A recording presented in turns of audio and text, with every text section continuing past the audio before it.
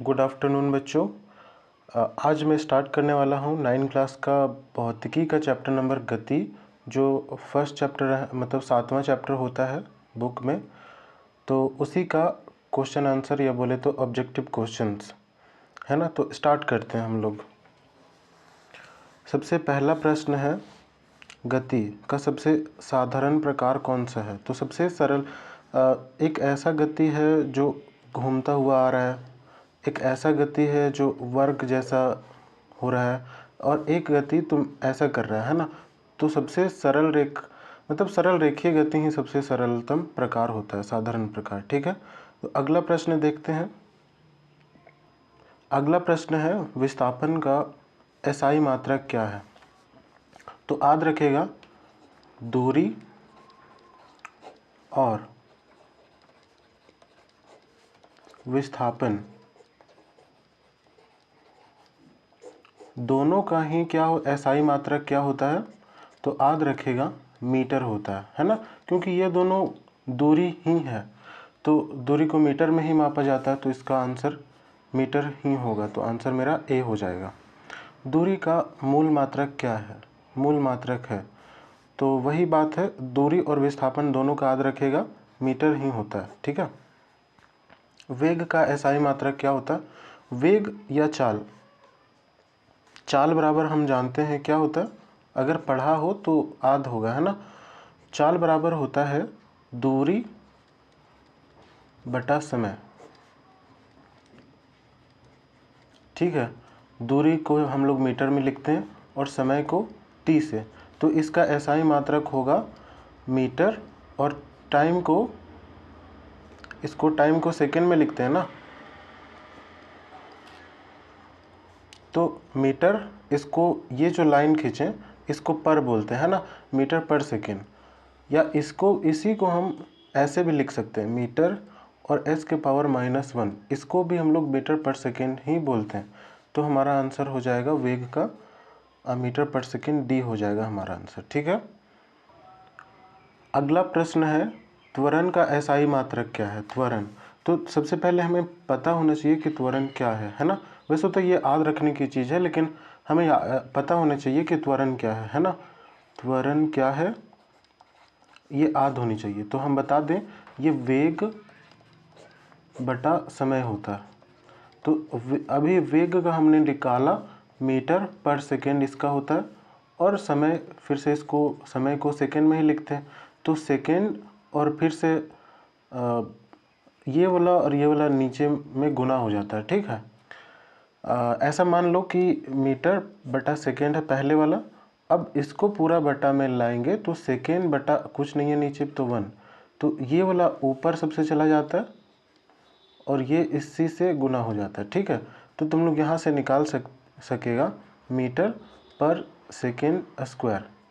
ठीक है, तो यहाँ पे मीटर पर सेकेंड स्क्वायर कौन सा है, तो हमारा आंसर सी है। ठीक है।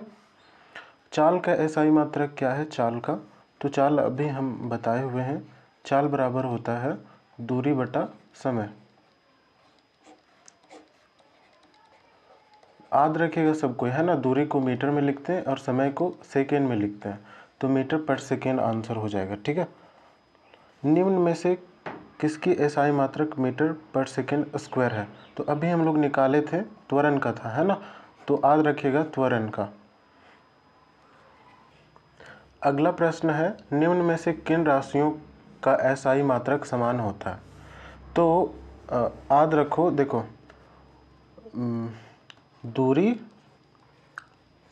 का हम लोग मीटर में लिखते हैं और विस्थापन को भी मीटर में लिखते हैं, तो इनका जो एसआई मात्रक होगा वो मीटर, मतलब समान समान है ना, एक ही जैसा है।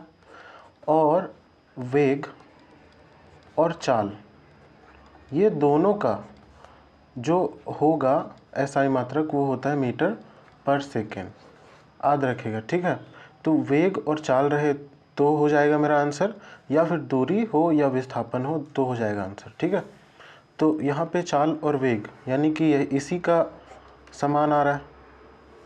ठीक है, तो हमारा आंसर चाल और वेग हो जाएगा। कहीं पे दूरी और विस्थापन दिया होता तो वो भी हो जाता आंसर, चाल और वेग का एसआई मात्रक क्या है? ये हो जाएगा आंसर, यहीं पे निकाल के दिखाएं तुम लोग को, देखो है ना। तो मीटर पर सेकेंड। त्वरण किस प्रकार की भौतिक राशि है? तो देखो त्वरण, एक बात तुम लोग याद किया होगा, जो दूरी और विस्थापन में एक डिफरेंस है, अंतर है, वो क्या है कि विस्थापन एक दिशा में होता है। जैसे कि हम ये बोल दिए तो इसकी दिशा होगी तब हम इसको विस्थापन बोलेंगे, और सीधी रेखा में, है ना। और दूरी जो होती है इसकी कोई दिशा नहीं होती, किधर भी जाए, है ना, जितना भी दूर चले जाए, टेढ़े मेढ़े चले जाए, जितना दूर चलेंगे वो उसका दूरी कहलाता है। और यहाँ से यहाँ तक की जो न्यूनतम दूरी होती है ना, यहाँ से यहाँ तक का जो न्यूनतम दूरी होती है वो विस्थापन कहलाता है। तो विस्थापन के पास क्या होता है? दिशा होता है। याद रखना इसको, क्या होता है? दिशा होता है। यानी कि इससे जो भी राशि आगे चल के बनेगी विस्थापन के बाद, हम लोग देखते हैं वेग, तो वेग भी सदिश राशि होगी क्योंकि इसके पास दिशा है ना। उसके बाद वेग से आगे चल के बनती है त्वरण, तो त्वरण भी क्या होगी? सदिश राशि हो जाएगी। ठीक है, त्वरण किस प्रकार की राशि है? तो इस यहाँ तक तो आंसर तुम लोग को पता चल गया होगा। वैसी राशि, हम सदिश राशि किसको बोलते हैं? वैसी राशि जिसके पास दिशा होता है उसको सदिश राशि बोलते हैं। तो त्वरण के पास दिशा होता है, ठीक है, तो हमारा आंसर सदिश ही हो जाएगा। अगला प्रश्न है, निम्न में से कौन अदिश राशि, अदिश मतलब कि जिसका कोई दिशा ना हो, दिशा ही ना हो, है ना, दिशा नहीं हो। तो बल के पास दिशा है क्या? हाँ, देखो एक बक्सा रखा हुआ है, अब तुम यहाँ पे खड़ा होके इस पर बल लगाएगा तो कोई एक दिशा में लगाएगा कि नहीं? हाँ, तो बल के पास दिशा होती है। तो ये तो अदिश नहीं है क्योंकि इसके पास दिशा है, ठीक है। त्वरण के पास भी दिशा होता है, चाल के पास दिशा नहीं होता, विस्थापन के पास दिशा होता है। तो हमारा चाल जो होगा वो आंसर हो जाएगा क्योंकि इसके पास कोई भी दिशा नहीं होता। हम दायां चले बायां चले, एक मतलब स्पीड से चलेंगे तो उसी को चाल बोलते हैं और उसी को अदिश राशि मानेंगे हम लोग। निम्न में से कौन सदिश राशि नहीं है? देखो सदिश राशि नहीं बोला गया है तो क्या पूछा गया? अदिश राशि। जो सदिश राशि नहीं होते वो अदिश होते हैं। सदिश और अदिश में कन्फ्यूजन तो नहीं है ना। देखो सदिश राशि उसको बोलते हैं जिसके पास दिशा और परिणाम दोनों हो, और अदिश उसको बोलते हैं जिसके पास दिशा नहीं हो पर परिणाम तो होता ही है ना। तो अदिश खोजने के लिए बोला है, तो इसके पास दिशा है, बिल्कुल है। बल के पास भी दिशा है, अभी हम बताए थे यहाँ पे, है ना, तो इसके पास भी दिशा है। संवेग में दिशा होती है, ठीक है, दूरी में नहीं होती, तो हमारा आंसर दूरी हो जाएगा। याद रखिएगा तुम लोग। निम्न में से कौन सदिश राशि नहीं है?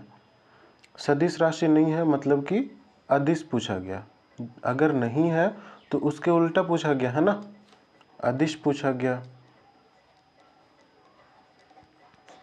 ठीक है। तो विस्थापन, क्या इसके पास दिशा है? बिल्कुल दिशा है। हम बोले कि विस्थापन वैसा दूरी है जिसके पास दिशा होती है। उसके बाद त्वरण भी दिशा है, ठीक है। वेग उसके पास भी दिशा है।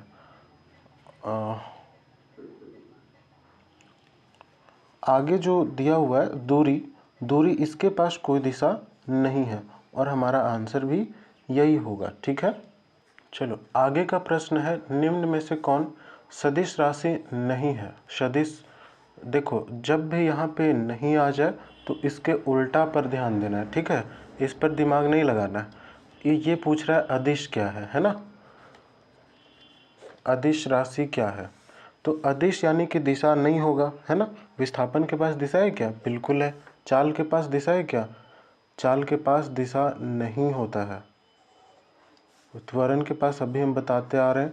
और भार, देखो तुम अगर पृथ्वी पर खड़ा है ऐसे और तुम अपना भार नपवा रहा है, ठीक है, अगर तुम भार नपवा रहा है एक मशीन पर तो कैसे नाप रहा है वो?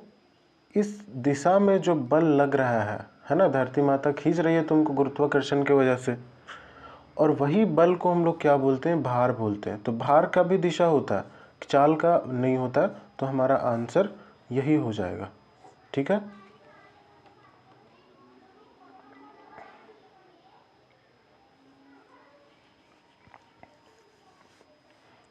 निम्न में कौन सदिश राशि है? सदिश मतलब जिसके पास दिशा हो। द्रव्यमान के पास कोई दिशा नहीं होती, विस्थापन के पास दिशा होती है, चाल का दूरी का कोई दिशा नहीं होती, चाल का भी कोई दिशा नहीं होती। तो आंसर हमारा विस्थापन हो जाएगा। ठीक है, बी नंबर। वेग कैसी राशि है? वेग, देखो वेग का फॉर्मूला क्या होता है, याद रखिएगा, ये होता है विस्थापन बटा समय। क्या होता है? विस्थापन बटा समय। तो विस्थापन जो है ये सदिश राशि है। अगर एक सदिश राशि है तो ये भी सदिश राशि ही हो जाएगी। ठीक है, तो हमारा आंसर ये हो जाएगा। अगला प्रश्न है संवेग कैसी राशि है? तो हम देखते हैं संवेग यानी कि क्या होता है ना। संवेग को P से लिखते हैं हम लोग। ठीक है, और P बराबर होता है m इंटू भी। क्या होता है? द्रव्यमान और वेग का गुणनफल। ठीक है, तो वेग जो है ये है सदिश राशि।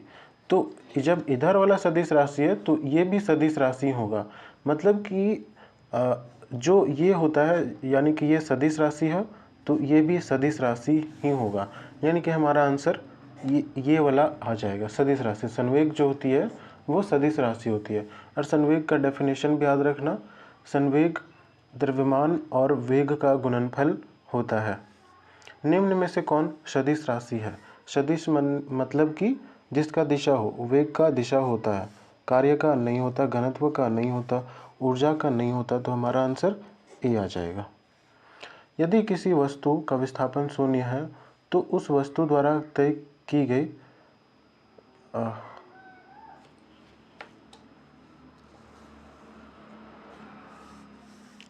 फिर से पढ़ते हैं इसको। यदि किसी वस्तु का विस्थापन शून्य है तो उस वस्तु द्वारा तय की गई दूरी क्या होगी? बताओ, तुम लोग को बता सकते हो? तो इसका आंसर शून्य हो भी सकता है और नहीं भी हो सकता है ना। क्यों? क्योंकि मान के चलो एक व्यक्ति है जो यहाँ पे खड़ा हुआ है ना, मतलब कि यहाँ से वो आगे बढ़ा ही नहीं, तो इसका कोई दूरी भी नहीं हुई और विस्थापन भी नहीं हुआ। इस स्थिति में ना दूरी हुआ और ना ही विस्थापन हुआ। ठीक है, जहाँ पहले था वहीं था ना, और जहाँ पहले था और वहाँ बाद में भी रहता है तो इसका विस्थापन शून्य रहता है। तो ना दूरी है ना विस्थापन है इस स्थिति में। ठीक है, लेकिन अगर क्या हो कि कोई व्यक्ति सर्कल बना के ऐसे आ रहा है, यहाँ से चलना प्रारंभ किया और वापस से जब यही पोजीशन पर के आके रुक गया, तो ये दूरी तो गया है ना, मतलब ये दूर गया है, कुछ दूरी चली तय किया है ये, है ना। लेकिन इसका शुरुआती जो पोजीशन था और लास्ट का जो पोजीशन था, है ना, जो अंतिम पोजीशन था वो चूँकि समान है, इसीलिए इसका जो विस्थापन होगा, यहाँ दूरी तो है पर विस्थापन नहीं है। विस्थापन है क्या? नहीं, मतलब विस्थापन शून्य है। ठीक है, तो यहाँ से क्या पता चला कि अगर कहीं पे विस्थापन शून्य है तो ये जरूरी बिल्कुल भी नहीं कि उसका दूरी भी शून्य हो। दूरी उसका शून्य हो भी सकता है और नहीं भी हो सकता, यानी कि में भी शून्य और ना भी शून्य, है ना। तो यही होगा आंसर। देखते हैं, देखो आंसर भी वही दिया हुआ, शून्य अथवा शून्य नहीं भी हो सकता है। ठीक है, अब आगे का प्रश्न देखते हैं। आगे का प्रश्न है शून्य 0 मान हो सकता है। किसका हो सकता है? दूरी का, विस्थापन का, ए और बी दोनों का, इनमें से किसी का भी नहीं। तो अगर हम चले ही ना तो मेरा दूरी बढ़ेगा क्या? नहीं बढ़ेगा। यानी दूरी का मान शून्य हो सकता है और विस्थापन का भी हो सकता है, ठीक है। यानी ये दोनों होगा आंसर। स्वचालित वाहनों में एक यंत्र लगा रहता है जो उनके द्वारा तय की गई दूरी को प्रदर्शित करता है। इस यंत्र को क्या कहते हैं? तय की गई दूरी को प्रदर्शित करता है। तो हम बता दें कि जो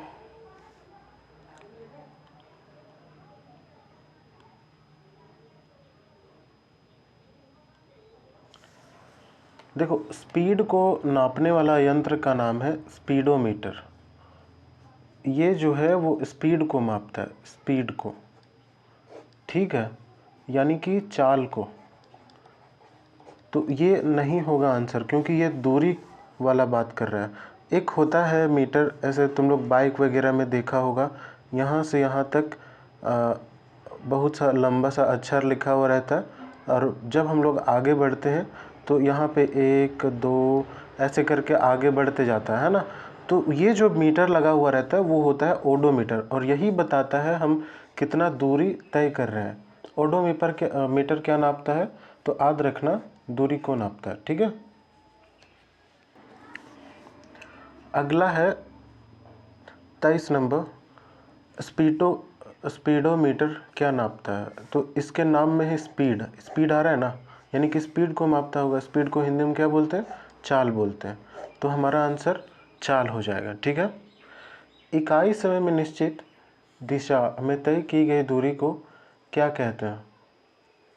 तो जब इकाई दूरी तय कर रहा है पर उसके साथ दिशा जुड़ गया है, यानी कि वो विस्थापन तय कर रहा है, और विस्थापन बटा समय क्या होता है? तो वेग होता है, वेग है ना। तो आंसर हमारा वेग आ जाएगा। यानी कि एक दिशा बोला गया ना, तो ये विस्थापन की बात करी गई है, और इकाई समय में तय की गई विस्थापन को वेग कहते हैं। इकाई समय में वस्तु द्वारा तय की गई दूरी, यहाँ पे दूरी लिख दिया गया है, तो यहाँ पे दूरी के साथ जो समय लग जाता है, दूरी बटा समय, तो वो चाल कहलाता है, ठीक है। हमारा आंसर यहाँ पे चाल आ जाएगा। हम लोग इसके लिए फॉर्मूला भी पढ़े थे कि चाल बराबर क्या होता है? चाल बराबर होता है दूरी बटा समय, यानी कि प्रति इकाई समय में तय की गई दूरी, ये समय है, ये दूरी है, प्रति इकाई समय में तय की गई दूरी को चाल कहते हैं, ठीक है। अगला क्वेश्चन है निश्चित दिशा में वस्तु, निश्चित दिशा, यहाँ पे दिशा आ गया है ना, में वस्तु तय की गई दूरी है। एक दिशा आ गया ना, तो दिशा आ गया और दूरी बोला गया। मान के चलो ये इतना दूरी किया, लेकिन यही दिशा में है ना, यानी कि एक निश्चित दिशा है इसके पास, इसीलिए इसको बोलेंगे विस्थापन। पता है ना, दूरी ही विस्थापन है, लेकिन उसका एक दिशा होता है, ठीक है। वेग में परिवर्तन की दर को क्या कहते हैं? तो हमने ये पढ़ा है, वेग में परिवर्तन की दर को त्वरण बोलते हैं, त्वरण। अगला प्रश्न है विस्थापन की दर। जहाँ पे भी दर आ जाए तो बाय समय होता है, ठीक है। अब पूछा गया विस्थापन की दर, विस्थापन की दर, ये सवाल काफ़ी बार आ रहा है, तो मान के चलो कि एक आध सवाल आएगा, है ना। तो वेग होता है इसका आंसर, ठीक है। क्या होता है? जब विस्थापन लग जाए, है ना, और उसकी दर पूछा जाए, मतलब विस्थापन बटा समय लग जाए, तो वेग कहलाता है। और दूरी अगर लग जाए, दूरी, यहाँ पे विस्थापन की जगह दूरी रहता, तो क्या कहलाता? वो चाल हो जाता, ठीक है। एक समान गति की अवस्था में त्वरण होता है। तो जब एक स्पीड से जब एक गाड़ी जो है वो चल रहा है ना, एक स्पीड से जब गाड़ी चल रहा होता है, यानी कि उसका जो त्वरण होता है वो शून्य होता है। त्वरण मतलब क्या होता है पता है? स्पीड लगातार बढ़ाते जा रहा है। मान के चलो तुम मोटरसाइकिल चला रहे हो, और पहले तुम चला 5 के स्पीड में, फिर जाते जाते तुमको लगा कि और स्पीड करना चाहिए तो 10 का किया, फिर 15 का किया, फिर 20 का किया। तो जब तुम वेग परिवर्तन कर रहा है, एक्सेलरेटर दबा के एक्सेलरेट किया, अपना गाड़ी को त्वरित किया, तो उस टाइम पे एक्सेलरेशन शून्य नहीं होगा, यानी कि त्वरण शून्य नहीं होगा। लेकिन जब क्या हो कि एक समान से तुम्हारा गाड़ी चलते जा रही है, चलते जा रही है, चलते जा रही है, उस टाइम पे जो त्वरण होगा वो शून्य होता है। ठीक है, इनमें से कौन ऋणात्मक नहीं हो सकता? तो पथ की लंबाई कभी ऋणात्मक नहीं होती है। वेग हो सकता है, वेग हो सकता है, त्वरण भी हो सकता है, इनमें से तो कोई आंसर ही नहीं है। तो हमारा आंसर हो जाएगा ए नंबर ही हो जाएगा हमारा आंसर। ठीक है,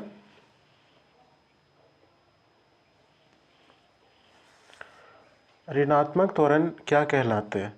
तो जब हमको ब्रेक मारना हो तो हम अपना स्पीड को मान के चलो 50 मीटर पर सेकेंड स्क्वायर से 50 मीटर पर सेकेंड से चल रहे हैं।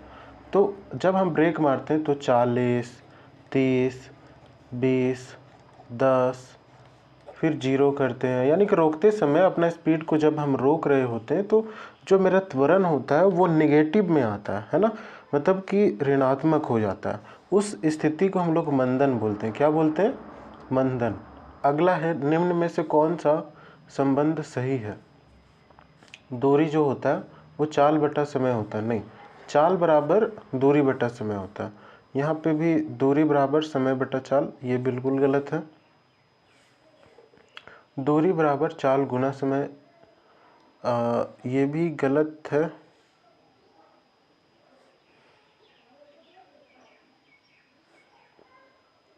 नहीं, ये बिल्कुल सही है।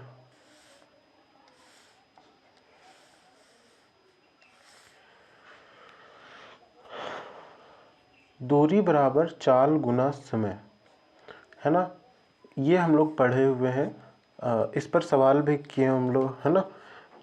जो चाल होता है वो दूरी बटा समय होता है ना, दूरी बटा समय ये होता है। अब हमको दूरी निकालना है तो ये समय को इधर करेंगे तो गुणा में आ जाता है, तो दूरी बराबर चाल गुना समय हो जाएगा, है ना। तो यही है हमारा संबंध सही है। निम्न में से कौन सा संबंध सही है? तो वेग बराबर, वेग की जगह बस तुमको चाल रख देना और विस्थापन की जगह दूरी रख देना। तो वेग बराबर जो होता है विस्थापन बटा समय, यही बिल्कुल सही है ना। दूरी बटा दूरी तो होता ही नहीं है ना, दूरी कहाँ से होगा, दूरी तो आएगा ही नहीं, है ना। तो विराम में आने के बाद, यानी कि रुक जाने के बाद वस्तु का अंतिम वेग शून्य हो जाता है ना। अंतिम वेग फाइनली रुक ही गया ना, कोई गाड़ी है वो विराम में आ गया, है ना, यानी कि शून्य हो गया उसका स्पीड। अचर चाल से चल रहा है, यानी कि एक स्पीड से ही चल रहा है ना। अचर कहने का मतलब होता है, मान के चलो तुम 5 है तो 5 एक अचर होता है क्योंकि इसका मान बदलता नहीं है। मान के चलो कोई गाड़ी चल रही है, वो 5 मीटर पर सेकेंड से चलते जा रही है, चलते जा रही है, चलते जा रही है, चलते जा रही है, तो उसका जो क्या बोलते हैं ग्राफ जो बनेगा, वो किसका किसका बनाने बोला? दूरी समय ग्राफ, है ना। समय और दूरी ग्राफ बोला है बनाने के लिए, ठीक है। तो एक स्पीड से चल रहा है तो दूरी भी बढ़ेगा, समय भी बढ़ेगा, दूरी भी बढ़ेगा, समय भी बढ़ेगा, दूरी भी बढ़ेगा, समय भी बढ़ेगा, यानी कि जो उसका ग्राफ बनेगा वो सरल रेखा का बनेगा, ठीक है। दूरी समय ग्राफ का ढाल क्या प्रदर्शित करता है? देखो यहाँ पे जो ढलान बना है दूरी समय ग्राफ का, है ना, इसका ढलान मतलब कितना स्लोप है। मान के चलो ये ग्राफ है, इतना स्लोप है ना। एक ग्राफ है उसका स्लोप इतना जाता है ना। तो इसका जो ढलान बताता है वो बताता है कितना स्पीड से चल रहा है, कितना स्पीड से चल रहा है ना, यानी चाल से चल रहा है। दूरी समय ग्राफ का ढाल क्या प्रदर्शित करता है, तो वो चाल को प्रदर्शित करता है। अगला प्रश्न है, वेग समय वक्र द्वारा घिरा क्षेत्र देता है। वेग और समय, इधर वेग लिख लेते हैं और इधर समय, है ना।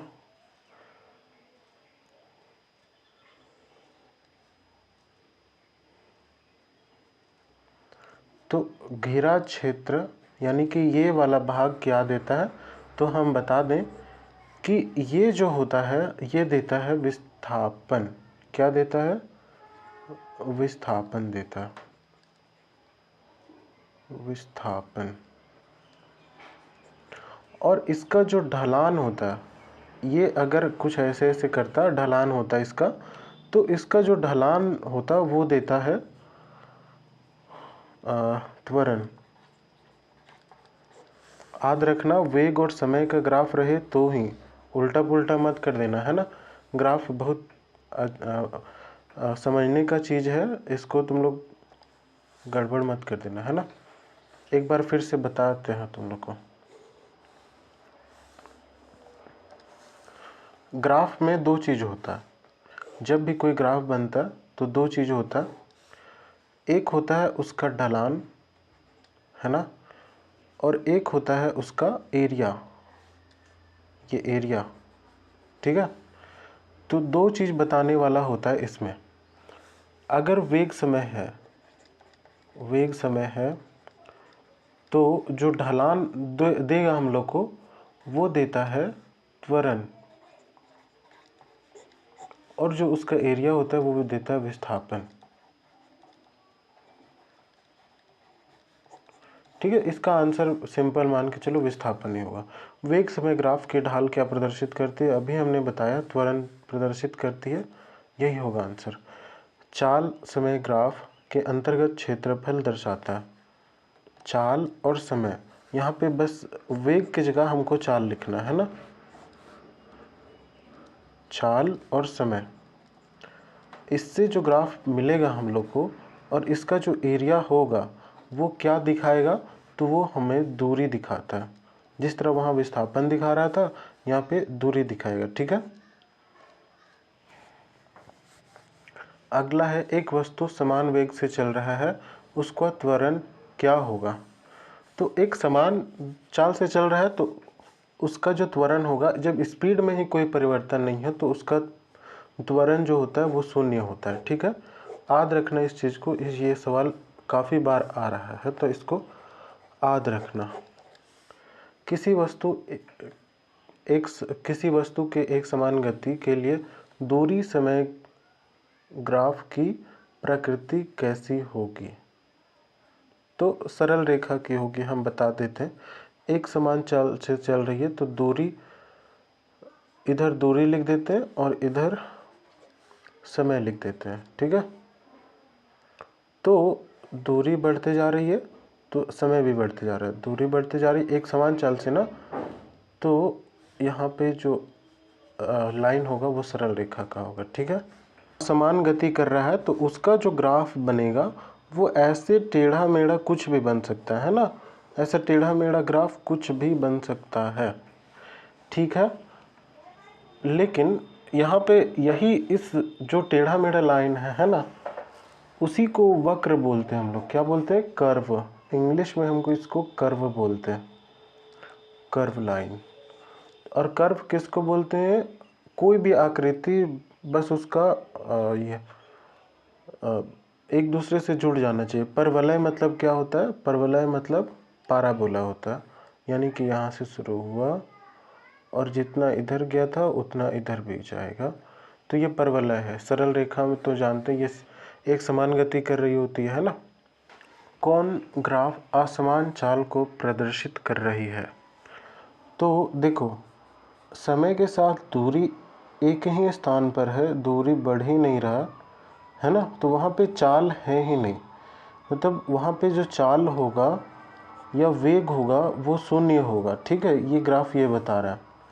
यहाँ पे दूरी बढ़ते जा रही है और समय भी बढ़ते जा रही है, तो यहाँ पे कुछ ना कुछ चाल होगा, है ना। हमको पता नहीं है कि कितना चाल होगा, ये अगर दिया हुआ रहता है यहाँ पे कितना और यहाँ पे कितना, उसके अनुसार हम चाल निकाल सकते थे। लेकिन ये जो लाइन है वो स्ट्रेट लाइन है ना, यानी कि चाल कुछ ना कुछ होगा। पर यहाँ पे देखो, एक समान चाल में क्या होता है कि एक जो चाल होती है वो एक समान होती है ना। लेकिन यहाँ पे जो चाल है वो यहाँ पे अलग है। देखो यहाँ पे तुम लोग स्लोप देखो, वो अलग है ना। फिर यहाँ पे तुम लोग स्लोप देखेगा, वो अलग है। स्लोप मतलब कि ढलान, यानी कि समय बढ़ने के साथ साथ इसकी जो चाल है वो बढ़ते जा रही है। इसीलिए इसका जो ये वाला ग्राफ है वो असमान चाल कहलाएगा, है ना। और हमारा आंसर भी यही आ जाएगा, असमान चाल वाला। पूछा जाए असमान चाल तो ऐसा वाला ग्राफ को हम लोग देख के बोलेंगे असमान चाल है। निम्न में से कौन सा सही है? तो हम लोग 2-3 फॉर्मूला पढ़े थे।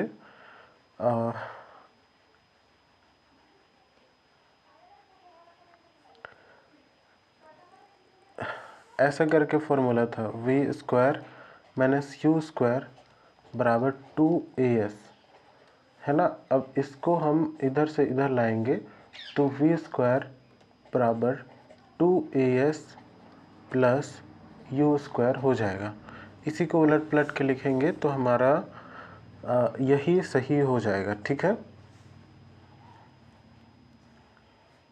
निम्न में से कौन सही है? तो हम लोग ने एक फॉर्मूला पढ़ा था v = u + at, ठीक है। यही हो जाएगा, अभी तो सही यही लग रहा है।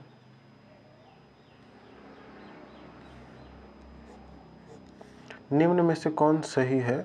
तो v बराबर u + at यहाँ पे था, ये प्लस है प्लस, तो v बराबर u + at था। यहाँ पे 80 तो है नहीं, पर गलत है। ये भी u बराबर a तो है ही नहीं, ये भी गलत है।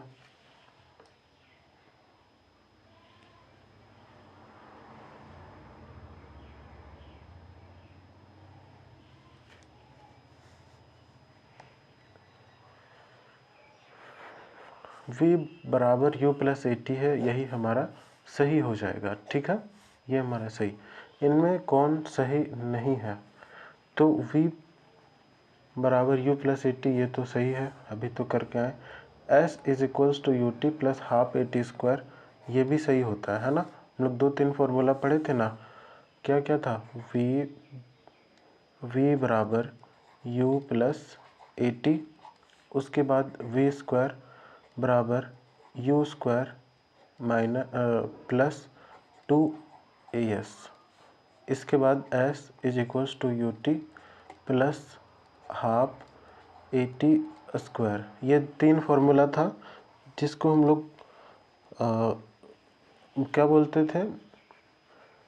गति का नियम, गति का नियम है ये, ठीक है।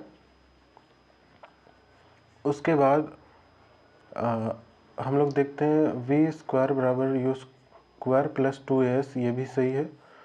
तो हमारा पक्का यही गलत होगा, है ना। यहाँ पे v² माइनस यहाँ लगना चाहिए था, यही गलत है और यही हमारा सही आंसर है। निम्न में से कौन सही है?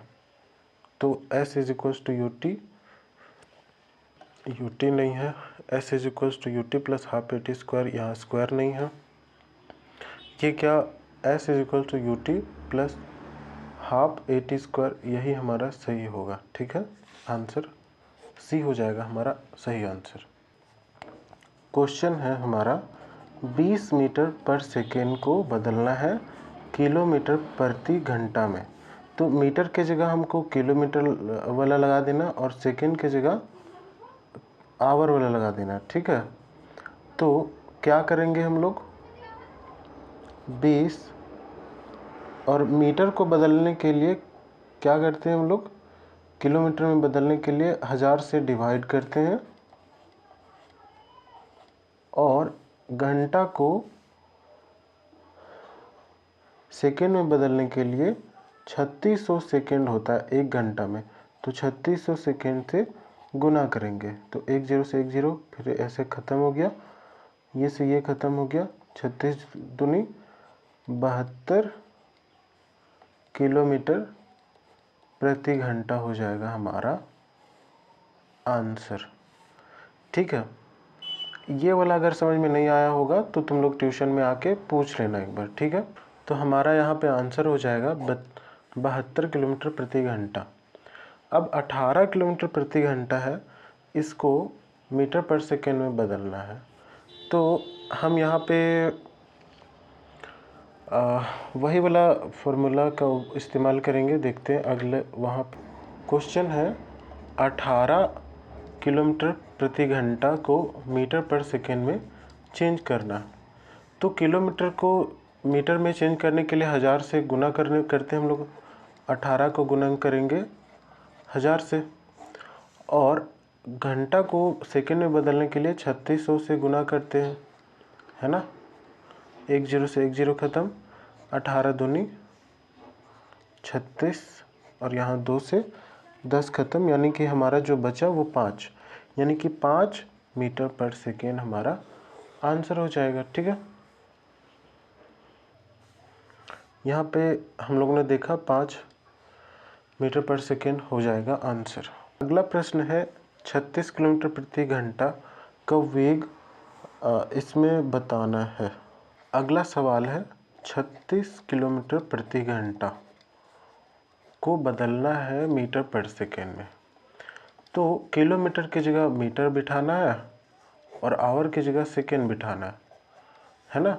तो 36 किलोमीटर को हम लोग बदलेंगे मीटर में, तो 1000 से गुना करना पड़ता है, और घंटा को सेकेंड में बदलते हैं तो 3600 से गुना करना पड़ता है। ठीक है, तो यहाँ से 1 0 1 0 1 0 1 0 यहाँ से ख़त्म, 36 से 36 ख़त्म, बच गया तुम्हारा 10 मीटर पर सेकेंड।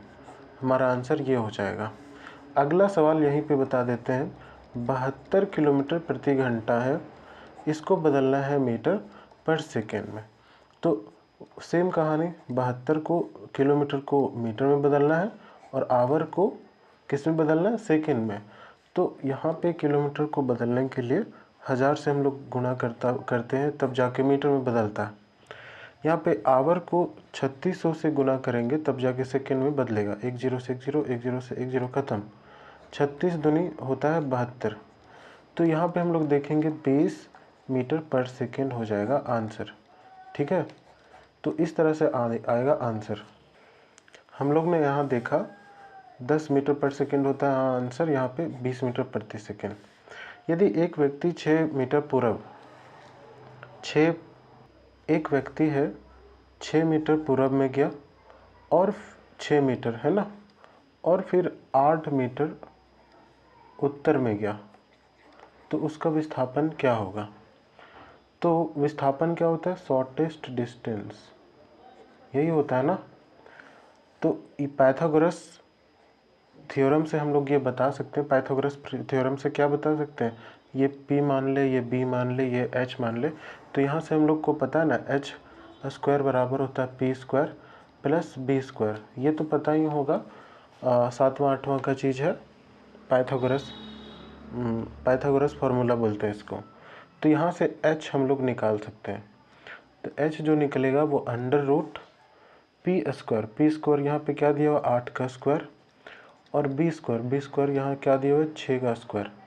ठीक है, यहाँ पे आएगा 64 प्लस 36, ये दोनों को जोड़ेंगे तो अंडर रूट 100 आएगा, जो कि होता है 10, यानी कि जो हमारा विस्थापन होगा वो 10 मीटर होगा। आगे का प्रश्न है 54 नंबर का, एक वस्तु 16 मीटर की दूरी 4 सेकेंड में तय करता है, यानी कि दूरी दी गई है 16 मीटर और समय कितना दिया गया है, वो दिया गया 4 सेकेंड। तो वस्तु की चाल क्या होगी, तो हम लोग जानते हैं चाल बराबर क्या होती है, दूरी बटा समय, होता है कि नहीं, यही होता है। तो चाल हम निकालेंगे 16/4, जो कि आएगा हमारा 4 मीटर पर सेकेंड। ठीक है, आंसर ये हो जाएगा मेरा 4 मीटर पर सेकेंड। एक है 36 किलोमीटर प्रति घंटा की चाल से चल रही एक कार है, 1 सेकेंड में कितनी दूरी तय करेगी।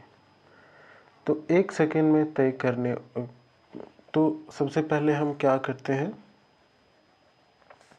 इसको हम मीटर पर सेकेंड में निकालते हैं। ठीक है, तो 36 को हम अभी बताए थे, किलोमीटर को मीटर में बदलेंगे तो 1000 से गुना करना पड़ेगा, फिर आवर को सेकेंड में बदलेंगे तो हमको 3600 से गुना करना पड़ता है, मैंने भागा करना पड़ता है।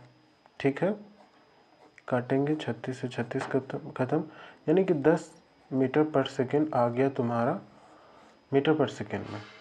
यहाँ से तुम बता सकते हो कि 1 सेकेंड में, ये 1 सेकेंड की बात करी गई है, 1 सेकेंड में 10 मीटर तय करती होगी वो कार। ठीक है, तो ये हो जाएगा हमारा आंसर। एक वस्तु 20 मीटर की दूरी 4 सेकेंड में तय करता है, वस्तु की चाल क्या होगी। तो भाई यही वाला सवाल है ना, दूरी बटा समय हो जाएगा तो हमारा चाल निकलेगा, है ना। 20 दिया हुआ, डिवाइड बाय 4 करेंगे यानी कि 5, है ना, यानी कि 5 मीटर पर सेकेंड, जो कि हमारा आंसर होगा। एक कार आधी दूरी 30 मीटर पर सेकेंड की चाल से तथा आधी बची दूरी 20 मीटर पर सेकेंड की चाल से तय करता है, तो औसत चाल क्या होगा। एक फॉर्मूला तुम लोग याद रख सकते हो, वी एवरेज जो होता है वो होता है 2v1 इंटू v2 और v1 प्लस v2, ये फॉर्मूला होता है। यहाँ पे दिया हुआ है तुम्हारा 30v1, पहली आधी दूरी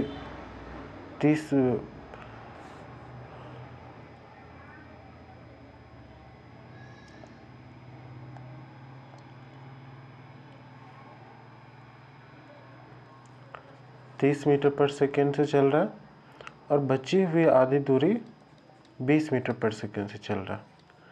अब इसको तुम कैलकुलेट करोगे तो क्या होगा, यहाँ पे आ जाएगा तुम्हारा 3 दूनी 6 दूनी 18, 6 दूनी 12, 1200 डिवाइड बाई 50, 50 से 5 खत्म, 1 0 से 1 0 ख़त्म, 5 से ये ख़त्म, 2 और 4, यानी कि 24 मीटर पर सेकेंड की चाल इसकी एवरेज चाल यानी कि औसत चाल हो जाएगी। एक कार 2 घंटे में 100 किलोमीटर की दूरी तय करता है, इसकी औसत चाल क्या होगी। तो टोटल दूरी जो कि है 100 किलोमीटर बटा टोटल लगा समय जो कि है 2 घंटा, है ना। तो इसको तुम जब डिवाइड करोगे तो हमारा जो आंसर आएगा वो 50 किलोमीटर प्रति घंटा आएगा। ठीक है, ये टोटल दूरी है ना, कुल दूरी बटा कुल समय, तो ये हो जाएगा आंसर मेरा। एक कार 8 घंटे में 400 किलोमीटर की दूरी तय करती है, इसकी औसत चाल क्या होगी, वही सब चीज़ है। कुल दूरी 400 किलोमीटर है बटा कुल समय 8 घंटा लगा है ना। तो इससे निकलेगा एवरेज चाल जो कि होगा 8 × 5 = 40, 50 किलोमीटर प्रति घंटा। ठीक है, तो हमारा आंसर यही आ जाएगा। आगे है, एक वस्तु 16 मीटर की दूरी 4 सेकंड में तय करता है तथा पुनः 16 मीटर की दूरी 2 सेकंड में तय करता है, तो उस वस्तु का औसत चाल क्या होगा। देखो, औसत चाल जो होता है, औसत चाल ये होता है कुल दूरी बटा कुल समय। अब हमको यही निकालना है ना, कुल दूरी कितना हो जाएगी इसकी 16 और इधर 16 16 16 32 हो गया, है ना। और कुल समय कितना लगा, 4 सेकेंड और 2 सेकेंड, 6 सेकेंड। तो 32 डिवाइड बाई 6 हो जाएगा। अब इसको तुम काटेगो और 6 पचे 30 और यहाँ पे आ जाएगा 2, यानी कि 1 4 4 4 4 36 5.16 के आसपास। तो 5.16 के आसपास कुछ है, तो हाँ मतलब यही है। ठीक है, आंसर ये हो जाएगा। 32/6 करते हैं हम लोग, देखो फिर से करके। 6 पचे 30, ठीक है। फिर 6, अच्छा 6 तिया 18, 3 3 ऐसे करके आते रह जाएगा। सटीक आंसर यही होगा। ठीक है, आगे हम लोग पढ़ते हैं। एक एथलीट r त्रिज्या वाले वृत्त पथ पर एक चक्कर लगाने में t सेकेंड मतलब लगाने में लेता है, तो वेग क्या होगी। एक क्वेश्चन है जिसमें एक एथलीट एक सर्कल पर दौड़ता है ना, r त्रिज्या वाले, और उसको पूरा करने में t समय लगाता है।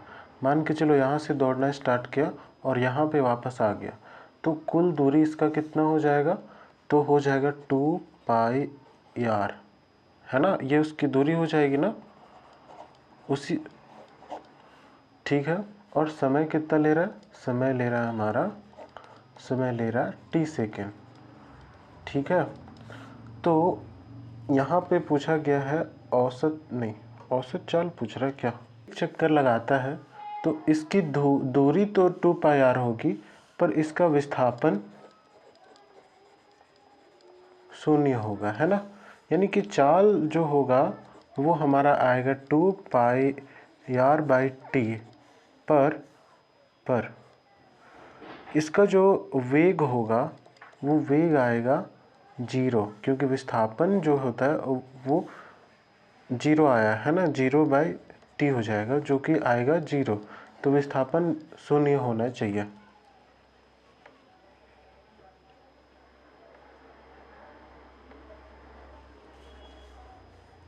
इसका ये दिया हुआ आंसर, जो कि मेरे ख्याल से ये गलत होगा, इनमें से कोई नहीं, हम इस पर जा रहे हैं। ठीक है,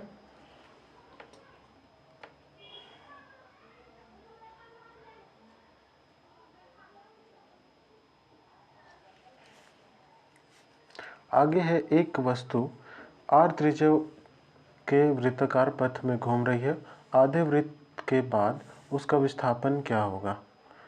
तो देखो, आधे वृत्त, ये वृत्त है, यहाँ से घूमना है प्रारंभ किया और यहाँ से घूमते घूमते घूमते घूमते,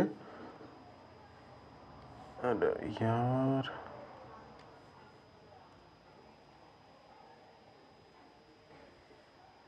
यहाँ तक गया। ठीक है, तो इसका विस्थापन यही हो जाएगा ना। विस्थापन तो शॉर्टेस्ट डिस्टेंस यानी कि न्यूनतम दूरी होता है, तो ये होता है 2r, है ना, यही होता है ना। तो इसका 2r हो जाएगा आंसर ये। ठीक है, कोई कार एक समान रूप से त्वरित होकर 5 सेकेंड में 5 मीटर पर सेकेंड से होकर 10 मीटर पर सेकेंड की गति प्राप्त करती, तो उसका त्वरण क्या होगा, है ना। तो त्वरण बराबर होता है v माइनस यू बटे टी। ठीक है, v हमारा ये है और ये मेरा u है, तो v माइनस यू 10 माइनस 5 बटा समय जो लगा वो 5 लगा, यानी कि 5/5 आ जाएगा आंसर। काटेंगे तो इसका आंसर 1 आएगा, तो हमारा 1 मीटर पर सेकेंड स्क्वायर आ गया आंसर।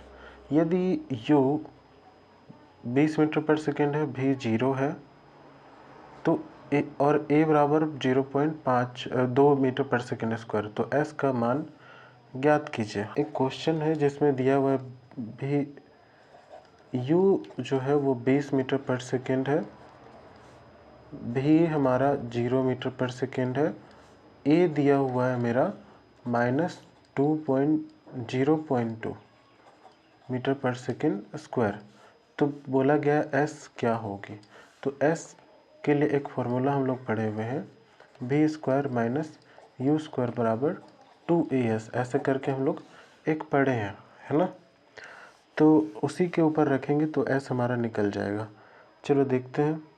v² यानी कि 0 का स्क्वायर 0 ही होता है, -u का स्क्वायर यानी कि 20 का स्क्वायर लिखेंगे बराबर 2a हमारा दिया हुआ -0.2 और s, है ना, ऐसे करके। अब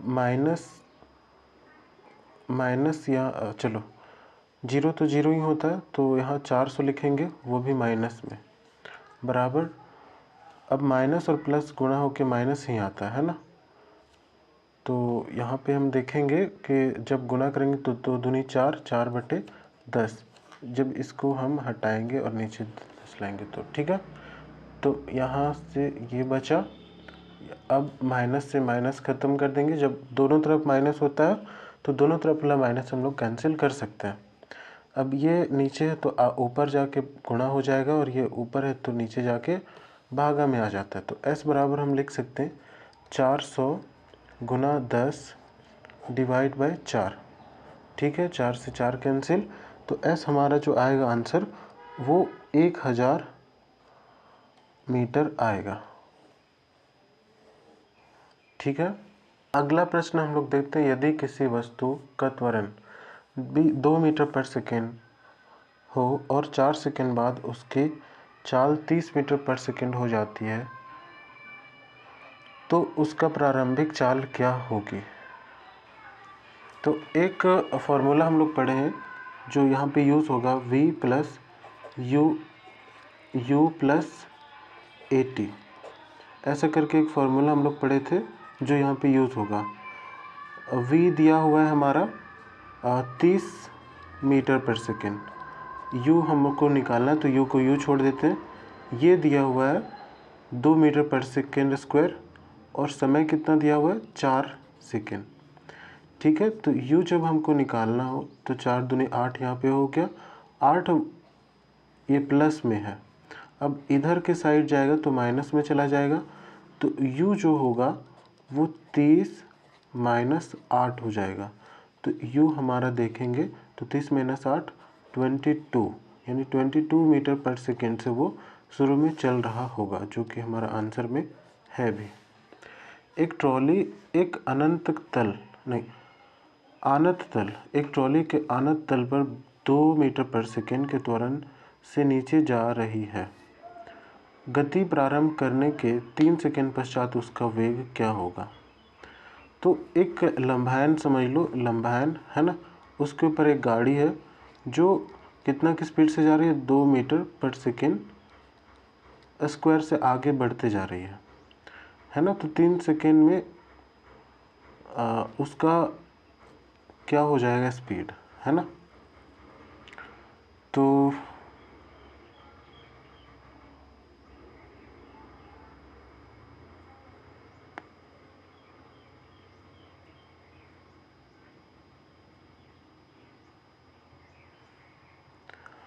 उसका प्रारंभिक स्पीड हम 0 मान के चलते हैं। ठीक है, प्रारंभिक स्पीड यानी कि u बराबर हम 0 मान लेते हैं और v हमको पता करना है। तो एक फॉर्मूला है यहाँ पे, v बराबर u + at। ठीक है, u की जगह 0 लिखेंगे, v हमको पता करना है। तो a जो होता है वो यहाँ पे लिखेंगे 2, और t दिया हुआ है 3, यानी कि v जो होता है ये हो जाएगा, वो हो जाएगा 3 दूनी 6 मीटर पर सेकेंड। ठीक है, यानी कि इतना स्पीड, वो शुरू में कोई स्पीड लेके नहीं चल रहा था, और जब घसकने लगा तो वो 2 मीटर प्रति सेकेंड के स्पीड से, मतलब त्वरण से और ज़्यादा स्पीड होते गया। तो उसका लास्ट वाला जो स्पीड होगा, अंतिम जो वेग होगा, वो होगा 6 मीटर पर सेकेंड। एक रेसिंग कार का एक समान त्वरण 4 मीटर, यहाँ पे a कितना दिया हुआ है 4 मीटर पर सेकेंड। गति प्रारंभ करने के 10 सेकेंड पश्चात, यानी कि गति जब शुरू किया है ना, तो ज़रूर ही उसका स्पीड 0 रहा होगा और समय बोला गया 10 सेकेंड के पश्चात कितनी दूरी तय करेगी। क्वेश्चन है हमारा, एक कार रेसिंग है जो 4 मीटर पर सेकेंड स्क्वायर से त्वरित होती है ना, उसका एक्सेलरेशन या त्वरण बोले इतना है। उसके बाद बोला गया है वो समय लेता है 10 सेकेंड तक चलते रहता है कार स्टार्ट करने से पहले, यानी कि u बराबर जो होगा वो 0 हो जाएगा। तो कितनी दूरी तक वो तय कर चुका होगा जब मतलब 10 सेकेंड तक के बाद देखेंगे तो यहाँ पे s इज इक्वल्स टू एक फार्मूला होता है ut plus half AT square, ऐसे करके एक फार्मूला होता है। u देखो यहाँ पे 0 लिखा हुआ है ना, तो ये पूरा का पूरा हो जाएगा 0। तो s इज इक्वल्स टू बचा क्या, हाफ AT स्क्वायर। अगर शुरू से स्टार्ट कर रहा है तो हाफ लिखेंगे, a दिया हुआ है मेरा 4, t दिया हुआ है 10 का स्क्वायर लिखेंगे। तो 10 का स्क्वायर हो जाता है मेरा, यहाँ पे लिखेंगे हाफ, यहाँ 2 से यहाँ से 2 खत्म हो गया, तो क्या बचा 2 गुना 100, तो जो बचा वो है 200 मीटर। ठीक है, हमारा लास्ट क्वेश्चन का आंसर हो जाएगा, वह कार जो है वो 200 मीटर तय करता है। ठीक है, आज के लिए इतना ही, मिलेंगे नेक्स्ट वीडियो में, तब तक के लिए धन्यवाद।